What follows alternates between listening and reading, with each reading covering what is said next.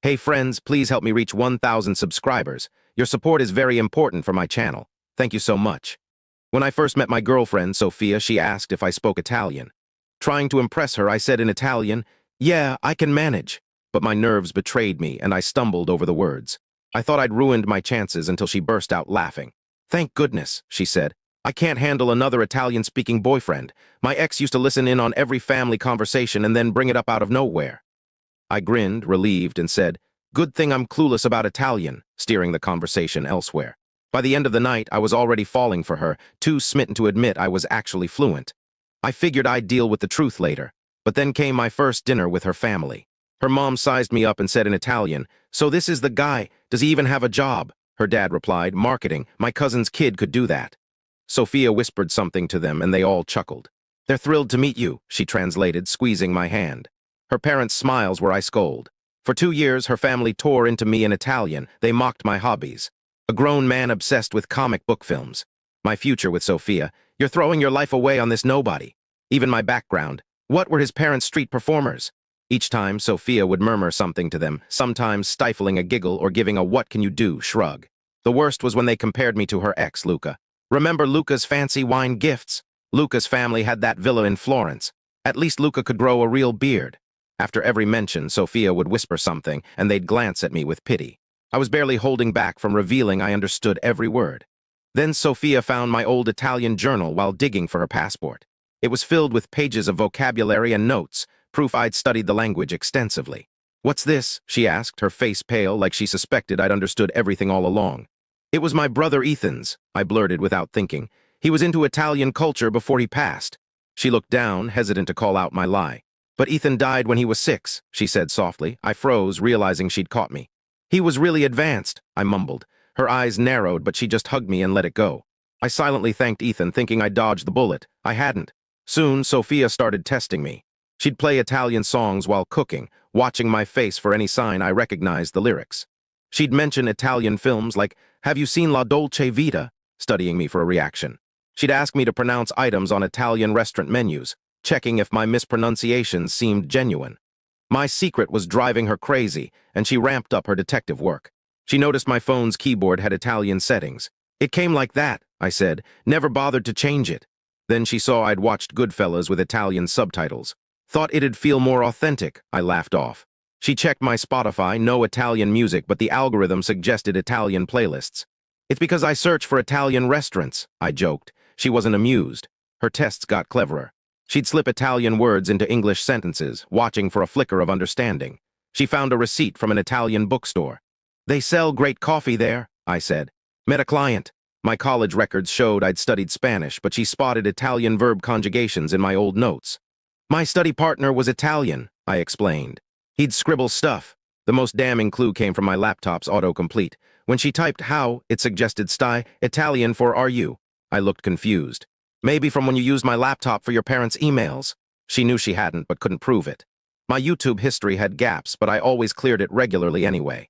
Her investigation peaked during a cross-country trip to meet my parents. On the drive, she asked, "If you spoke Italian, would you tell me?" "Of course," I said, avoiding her gaze. My mom welcomed us warmly, but at dinner, Sophia mentioned wishing I could connect with her family's language. "Oh, he should," Mom said brightly. "He spent summers with his nana in England," Dad cut in, desperate. "London with his British cousins." Mom froze, her fork halfway to her mouth. "Right, England," she said, flustered. Sophia's face went white. She stared at me, then my parents, piecing it together. The drive home was silent, Sophia staring out the window, likely replaying every family dinner, every insult, every laugh. That night we slept apart. The next morning she stood in the kitchen, coffee mug in hand, and said in Italian, "We need to talk." What she said changed everything. She set her mug down, the clink loud in the quiet room. Her hands trembled slightly. "Do you speak Italian?" she asked, voice steady but eyes searching. She already knew. She'd known since Mom's slip-up. She just needed me to say it. I took a deep breath. "Yes," I said softly. "I've been fluent since I was a kid." The truth felt like shedding a heavy weight. Her jaw tightened, but she nodded, processing what I'd confirmed. Her eyes held hurt, anger, and something like mourning for the relationship she thought we had. "I'm pregnant," she said suddenly, the words rushing out. The kitchen felt too small. My mind reeled, juggling her knowing my lie and the fact we were having a baby. We sat frozen, the coffee maker's beep the only sound. She rubbed her face, her chipped nail polish a small sign of how far we'd unraveled. "We need time," she said, voice muffled by her hands. I nodded. Yeah, we do.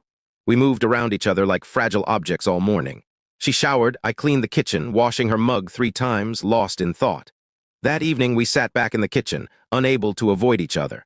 I told her about every insult her parents had thrown at me, translated into compliments by her.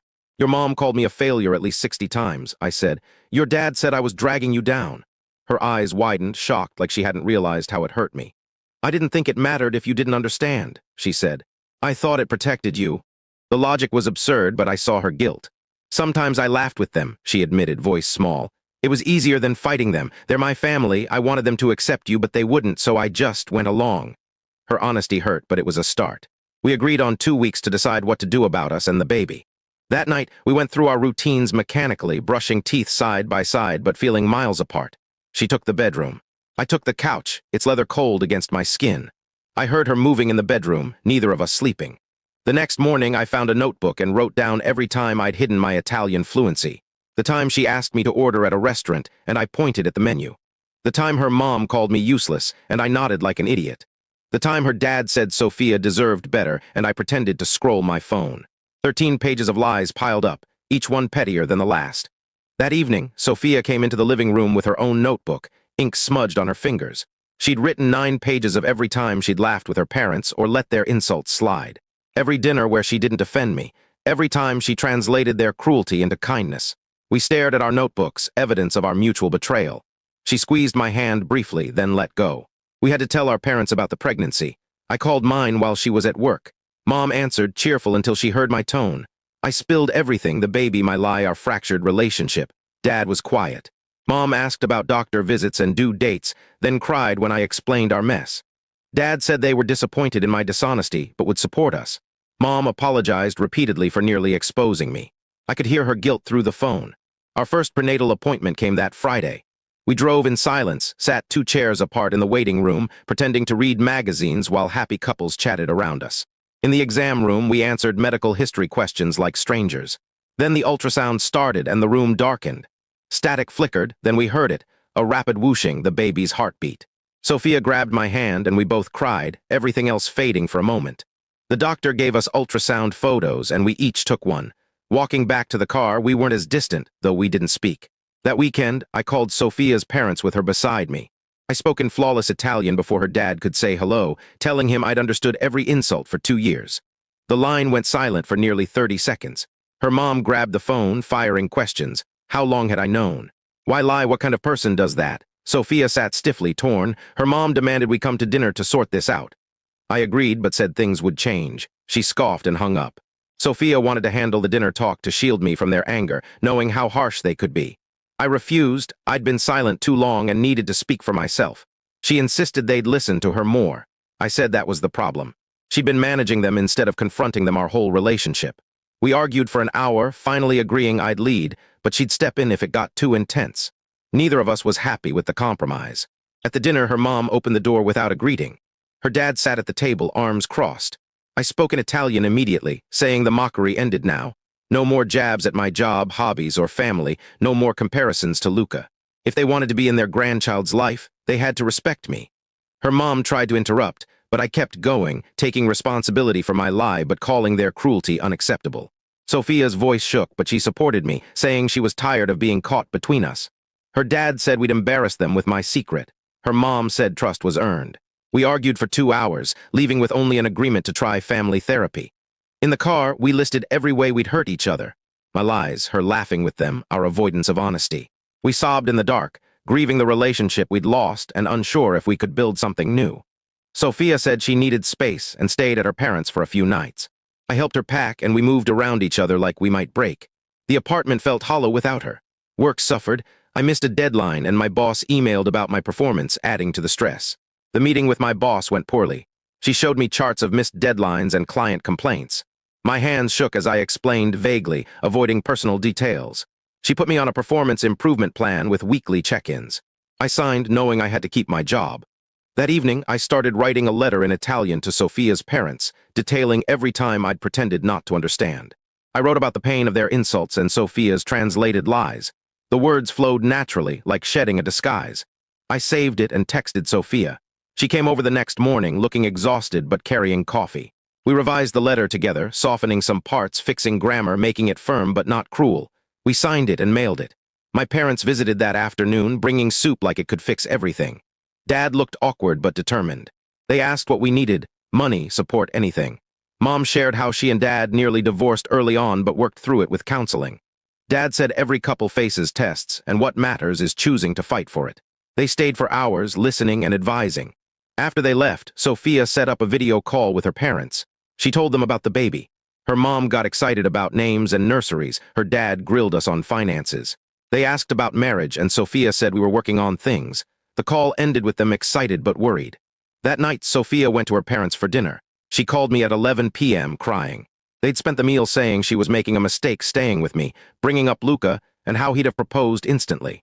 Her mom said the baby deserved stable parents. Her dad doubted I'd stay when things got tough. Sophia was shaken, their words hitting her doubts. I told her to come home.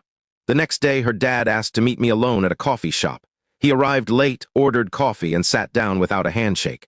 In Italian, he shared his fears for Sophia, saying he'd worked hard to give her a good life and didn't want her settling. He admitted the Luca comparisons were unfair but came from wanting the best for her. I listened, then responded in Italian, saying I loved Sophia and would never abandon our child, no matter what. We talked for an hour, finding small agreements. Sophia later admitted she'd tested me at least 40 times to catch me understanding Italian. She said it made her feel crazy, always watching for proof. She'd been so focused on my lie that she forgot to build trust. I understood her suspicion, given my deception. We both saw how much energy we'd wasted. At our first couples therapy session, we sat in chairs facing each other, the therapist off to the side. Sophia explained her betrayal. I shared the pain of her family's mockery. The therapist noted our avoidance of conflict and gave us homework to communicate needs directly. We scheduled weekly sessions. At work, I asked my boss for a flexible schedule for appointments. She agreed to 2 work-from-home days but warned I was still on thin ice. I signed the new terms, stressed but grateful. That weekend, Sophia suggested planning for the worst, custody and finances if we split. We spent hours on a legal pad, outlining schedules, support payments, and medical decisions. It felt like admitting defeat, but we finished, hoping we'd never need it. At the 12-week ultrasound, we saw our baby moving, tiny arms waving. We grabbed each other's hands, crying at the sight. In the car, we held hands longer, a small bridge between us. The next weekend, we tried lunch with her parents, setting a rule: no insults in any language. Her mom slipped, commenting in Italian about my made-up job. I responded in Italian, shutting it down. When she later mocked my parents' basic lives, Sophia stood up, and we left together, leaving cash on the table. That evening, we started nightly walks, leaving phones behind. At first silent, we gradually opened up. I admitted venting to a friend. She confessed crying to her sister. I'd looked at apartments. She'd packed a bag but never left. Each confession stung but cleared the air. Work improved. I met deadlines and my boss noted my focus. But my performance review showed lingering issues and I stayed on the improvement plan. Meanwhile, Sophia's mom created a family group chat, writing in Italian about a reunion. I replied in Italian, saying we needed space. The family debated our relationship in the chat until Sophia shut it down. Sophia asked me to translate her parents' Italian in real time at their next coffee meetup. I did, repeating their jabs about my looks, job, even my coffee-holding skills. Sophia's face paled. She told them to stop crying as we left. She hadn't realized how cruel they were. Later, she explained she'd laughed with them as a childhood defense mechanism, not to hurt me. It reframed her actions, not betrayal, but survival. We skipped family events for a month, despite protests. Sophia's mom showed up uninvited. We didn't answer. My dad sent emails saying we were wrong. We held firm.